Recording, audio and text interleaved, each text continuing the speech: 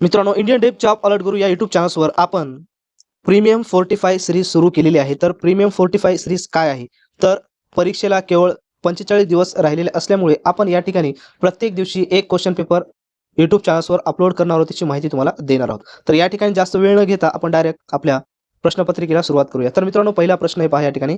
अळमनेर येथे साने गुरुजी यांचे स्मारक कोणत्या जिल्ह्यामध्ये आहे? या ठिकाणी 4 ऑप्शन दिलेले आहे. करेक्ट ऑप्शन तुम्हाला चूज करायचा आहे. तर अळमनेर येथे साने गुरुजी यांचे स्मारक हे जळगाव जिल्ह्यामध्ये आहे.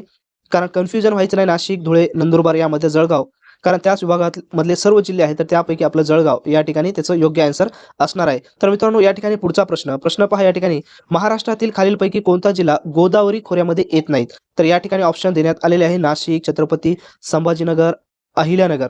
तर या प्रश्नाचं योग्य उत्तर आहे मित्रांनो, त्याच्या खाली या ठिकाणी ऑप्शन बघूया काय आहे, तर सांगली. तर या प्रश्नाचं योग्य उत्तर आहे सांगली. त्यानंतर प्रश्न पुढचा. कोणत्या डोंगर रांगांना महाराष्ट्राचा जलविभाजक असे म्हटले जाते? कोणत्या डोंगर रांगा यामध्ये अतिशय महत्त्वाच्या डोंगर रांगा आहेत. जर आपण या ठिकाणी प्रश्न 4ही डोंगर रांगा आपल्याला या ठिकाणी महत्त्वाच्या वाटतात, परंतु या ठिकाणी योग्य प्रश्नाचं आन्सरच आपल्याला क्लिक करायचं आहे. तर पहा, सातपुडा, सह्याद्री, हरिश्चंद्र बालाघाट, सातमाळा. तर मित्रांनो, या ठिकाणी याचं योग्य आन्सर आहे हरिश्चंद्र बालाघाट. या ठिकाणी पुढचा प्रश्न पहा. नद्यांच्या पात्रात गाळ साचून जुन्या झालेल्या मृदेला काय म्हणतात? तर या ठिकाणी सर्व मृदांचं नाव या ठिकाणी दिलेलं आहे. तर पाहूया, भाबर, बांगर, खादर, तराई. तर मित्रांनो, या प्रश्नाचं योग्य उत्तर आहे बांगर असे या ठिकाणी म्हणतात. पुढचा प्रश्न क्रमांक 5. तर मित्रांनो, अतिशय महत्त्वाचे प्रश्न आपण या टेस्ट सिरीजमध्ये सुरू केलेले आहेत. यापैकीच प्रश्न रिपीट होत असतात आणि मित्रांनो, 100% तुम्हाला जर यावर्षी शिपाई या पदाची पोस्ट काढायचीच असेल, तर या ठिकाणी तुम्हाला मी सांगितलेल्या गोष्टीचं फॉलोअप घ्यावं लागेल. नंबर 1, आपल्या ज्या यूट्यूब चॅनलवर प्लेलिस्टवर आपण व्हिडिओ अपलोड करत आहोत, ते सर्व व्हिडिओ तुम्हाला पाहायचे आहेत. आणि त्यानंतर जे premium question set plus notes आपण ठेवलेले आहेत, त्याचंच तुम्हाला या ठिकाणी वाचन करायचं आहे मित्रांनो. एवढं जरी तुम्ही केलं, तर लास्ट तुमचा मेसेज असेल की सर, तुम्ही नोट्स प्रोव्हाइड केलेले होता, क्वेश्चन सेट प्रोव्हाइड केलेले होते आणि तुमचे आम्ही व्हिडिओ पाहिले, तर याचाच आम्हाला या ठिकाणी 100% फायदा झालेला आहे आणि आम्हाला पोस्ट मिळालेली आहे. तर तुमचं मेसेज माझ्या ह्या यूट्यूब चॅनलच्या स्क्रीनवर सर्वांना दिसेल, तुम्हीच रिप्लाय करतील. त्याच्यामुळं जास्त आहारी न जाता व्यवस्थित कंटेंट, ऑथेंटिक कंटेंटचा वापर करा आणि कंटेंट वाचण्या अगोदर मित्रांनो कन्फर्म करा की मुंबई उच्च न्यायालयाच्या धर्तीवरच ते क्वेश्चन सेट तयार केलेले आहे का, नाहीतर उगाच जिल्हा न्यायालयावर आलेले प्रश्न तेच ॲज अ मुंबई उच्च न्यायालयामध्ये आलेले आहेत असं सांगून सुद्धा काही जण या ठिकाणी क्वेश्चन्स तुम्हाला दाखवत आहेत, परंतु अशा प्रकारचं काही नाही. तर तुम्ही स्वतः हुशार आहात, तर ऑथेंटिक कंटेंटचा फॉलोअप घ्या.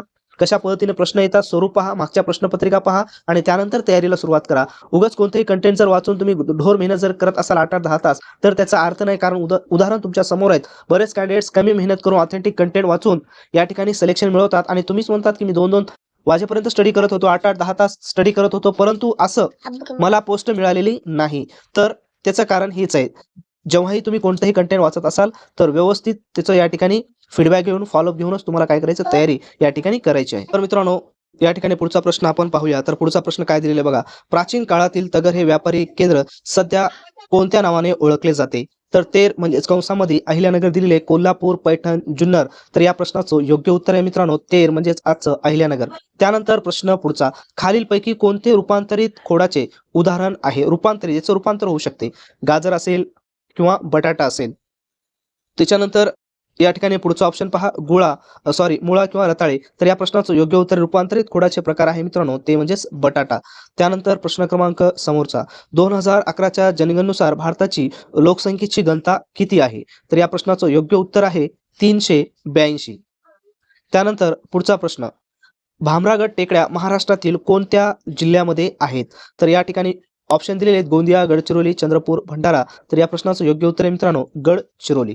त्याच्यानंतर प्रश्न पुढचा. नोबेल पुरस्कार मिळवणारे भारतातील पहिले व्यक्ती कोण आहेत, ज्याला नोबेल पुरस्कार मिळालेला आहे? तर या प्रश्नाचं योग्य उत्तर आहे मित्रांनो रवींद्रनाथ टागोर. पुढचा प्रश्न. भारताचे प्रवेशद्वार कोणत्या शहरामध्ये आहे? भारताचे प्रवेशद्वार तर सर्वांनाच माहित असेल की मुंबई. त्याच्यानंतर पुढचा प्रश्न. महाराष्ट्राचे सध्याचे गृहमंत्री कोण आहेत? सध्याचे गृहमंत्री. तर या प्रश्नाचं योग्य उत्तर आहे मित्रांनो देवेंद्र फडणवीस. त्यानंतर पुढचा प्रश्न. हरिश्चंद्रगड हे शिखर कोणत्या जिल्ह्यामध्ये आहे? तर या प्रश्नाचं योग्य उत्तर आहे अहिल्यानगर. त्यानंतर पुढचा प्रश्न. 2024च्या T20 विश्वचषकात मालिकावीर कोण ठरला आहे? मालिकावीर तर या ठिकाणी पाहूया रोहित शर्मा, विराट कोहली, जसप्रीत बुमराह किंवा हार्दिक पांड्या? तर मित्रांनो या प्रश्नाचं योग्य उत्तर आहे जसप्रीत बुमराह. त्यानंतर पुढचा प्रश्न, क्षेत्रफळाच्या दृष्टीने जगातील सर्वात मोठा देश कोणता आहे? देश विचारलेला आहे, राज्य विचारलेलं नाही. तर चीन, कॅनडा, रशिया, अमेरिका? तर या प्रश्नाचं योग्य उत्तर आहे मित्रांनो रशिया. जरी रशियाची लोकसंख्या जरी कमी असेल ना, तरी त्याचं क्षेत्रफळ हा पूर्ण जगामधले सर्वात जास्त आहे. त्यानंतर पुढचा प्रश्न, सत्यार्थ प्रकाश हा ग्रंथ कोणी लिहिलेला आहे?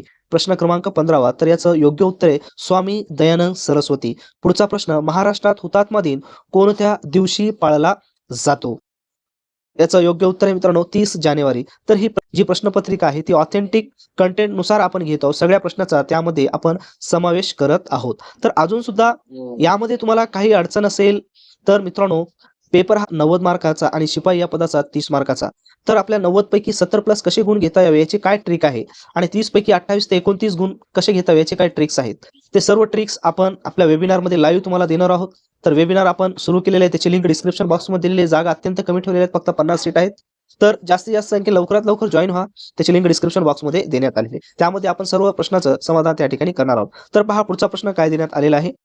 जांभा मृदेत खालीलपैकी कोणत्या खनिजाचे प्रमाण जास्त असते? चुनखडी, लोह, ॲल्युमिनियम, पोटॅश, मॅग्नेशियम? तर मित्रांनो या प्रश्नाचं योग्य उत्तर आहे लोह व ॲल्युमिनियम.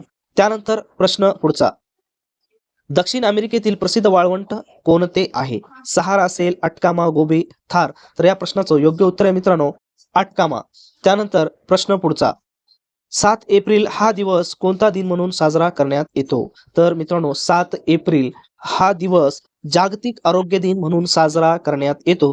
त्यानंतर प्रश्न पुढचा, राज्यसभेचे पदसिद्ध अध्यक्ष कोण असतात? तर या प्रश्नाचं योग्य उत्तर आहे उपराष्ट्रपती राज्यसभेचे पदसिद्ध अध्यक्ष असतात. त्यानंतर पुढचा प्रश्न, अनुजा शब्दाचा समानार्थी शब्द कोणता आहे? तर याचं योग्य उत्तर आहे धाकटा भाऊ. त्यानंतर प्रश्न पुढचा, मिश्र वाक्याचे मुख्य किती प्रकार मानले जातात? तर या प्रश्नाचं योग्य उत्तर आहे 3. प्रश्न पुढचा, रामाने आंबा खाल्ला या वाक्यातील कर्म तुम्हाला ओळखायचं आहे. तर या प्रश्नाचं योग्य उत्तर आहे आंबा. पुढचा प्रश्न, पुढीलपैकी पुल्लिंगी शब्द ओळखायचा आहे. तर या चारीपैकी पुल्लिंगी शब्द कोणता आहे ते तुम्हाला ओळखायचं. तर या योग्य उत्तर आहे डोंगर. पुढचा प्रश्न, विधायक या शब्दाचा विरुद्धार्थी शब्द तुम्हाला या ठिकाणी सांगायचा आहे विधायक शब्दाचा. तर ह्याचं आहे बघा विधायक या शब्दाचा विरुद्धार्थी शब्द विघातक. बरोबर आहे, विघातक त्याचं आन्सर आहे. दुसरा अर्थ तुम्ही घेत जाऊ नका. 18चा वर्ग किती आहे? तर या प्रश्नाचं योग्य उत्तर तुम्हाला सोडवायचं, वर्ग म्हणजे डबल गुणायचं तुम्हाला या ठिकाणी. याचं आहे 324. त्यानंतर पुढचा प्रश्न, 9चा वर्ग 5 व 5चा घन यांची बेरीज. अगोदर 9चा वर्ग करा, नंतर 5चा घन करा आणि दोघांची प्लस जर केलं आपण तर या प्रश्नाचं योग्य उत्तर येते 206. त्यानंतर पुढचा प्रश्न, ABC अक्षरे वापरून जास्तीत जास्त किती 3 अक्षरी शब्द या ठिकाणी तयार होतील? तर तुम्हाला एक कमेंट्स बॉक्स आहे, कमेंट्स बॉक्समध्ये या प्रश्नाचा आन्सर तुम्हाला सांगायचं आहे. पुढे जर 5 पेनाची किंमत 75 रुपये असेल तर 12 पेनांची किंमत किती आहे? आणि लास्ट प्रश्न, ज्या कोणाची माप 180 अंश असते त्या कोणास काय म्हणतात? या सर्व प्रश्नांचे उत्तर तुम्हाला कमेंट्स बॉक्समध्ये कमेंट्स करायचे आहेत. आणि जर प्रश्न व्यवस्थित ऑथेंटिक वाटले तर जास्तीत जास्त हा व्हिडिओ तुमच्या मित्रांना शेअर करा. आणि अशाच प्रकारच्या फ्री PDF पाहण्यासाठी आपलं इंडियन डेप जॉब अलर्ट गुरु टेलिग्राम चॅनल आहे, त्या ठिकाणी आपण अपलोड करत असतो. ते